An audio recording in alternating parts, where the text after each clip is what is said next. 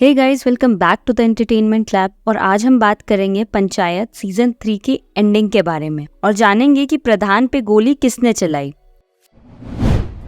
तो last episode में हमने देखा कि अब गणेश घोड़ा खरीदने विधायक के घर जाता है और घोड़ा खरीद लेता है। विधायक अपने घोड़े से अलग होके बहुत दुखी हो जाता है। घोड़ा फुलेरा गाँव आ जाता है और प्रधान जी उसे लेके पूरे गांव का चक्कर लगाता है। अब भूषण ये बात देखता है और विधायक को बताता है। विधायक अब एकदम आग बबूला हो जाता है और फुलेरा गांव पर हमला करने को निकल पड़ता है। पर बीच रास्ते में ही भूषण विधायक को रोकने आता है और विधायक भूषण से बोलता है कि अगर उसका घोड़ा 2 घंटे में नहीं मिला तो वो गांव पे अटैक कर देगा।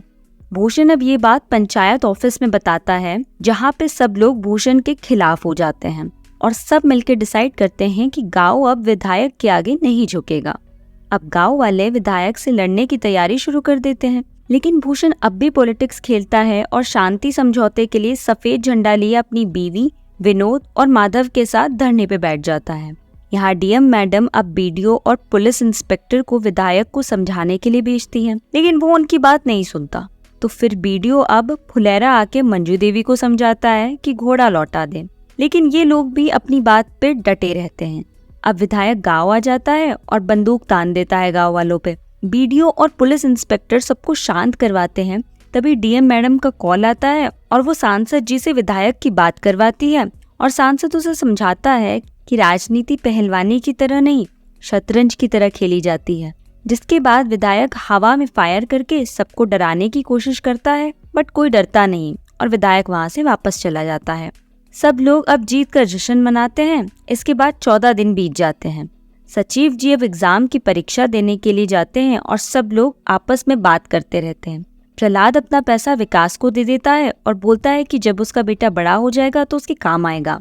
तभी वहाँ कुछ गुंडे आते हैं और फायरिंग स्टार्ट कर देते हैं। प्रहलाद सचिव जी को बस में बिठा के भगा देता है और यहाँ वो लोग पकड़े जाते हैं।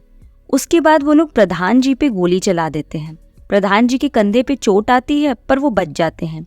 रात को सचिव जी जब हॉस्पिटल जाते हैं तो सब लोग उन्हें शांत रहने को बोलते हैं। जिसके बाद सचिव जी बोलते हैं कि उन्हें पता है कि लोकेशन किसने लीक की होगी। सब लोग गांव के लिए निकलते हैं। तभी वहाँ विधायक वहाँ उन्हें मिलता है और बोलता है कि उसने गोली नहीं चलाई है, क्योंकि अगर उसने गोली चलवाई होती तो प्रधान अभी जिंदा ना होता। और बोलता है कि क्या पता प्रधान ने खुद पे गोली चलवाई हो और भूषण भी इसमें हाँ में हाँ मिलाता है। तभी अभिषेक उसे थप्पड़ मार देता है और फिर सबको मारता है।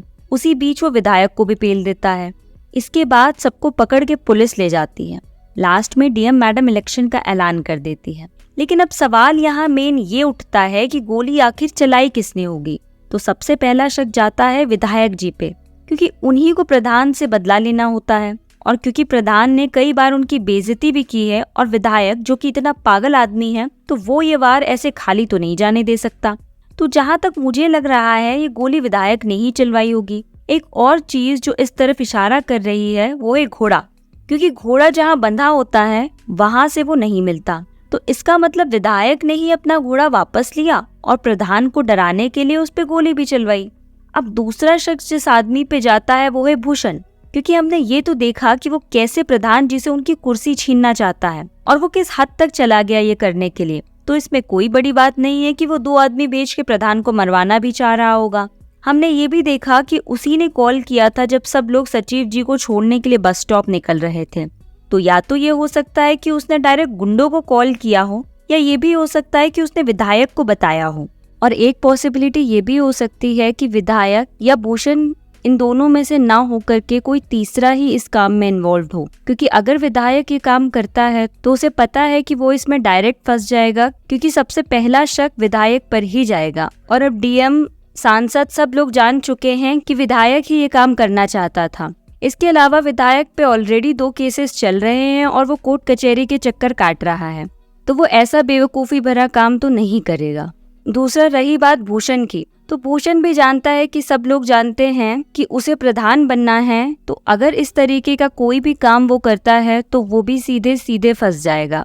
और एक माइन्यूट पॉसिबिलिटी इस चीज की भी है कि सीजन 1 में हमने जो बबलू डब्लू देखा, जिनको सीजन 3 में भी थोड़ा सा स्क्रीन टाइमिंग दिया गया, हो सकता है कि वो भी इस काम में इन्वॉल्व हो। हालांकि इतना बड़ा काम करने की जरूरत वो दोनों अकेले नहीं कर सकते, बट एक छोटी पॉसिबिलिटी ये भी लेकर के हम चल सकते हैं कि यही दोनों उसमें इन्वॉल्व हों।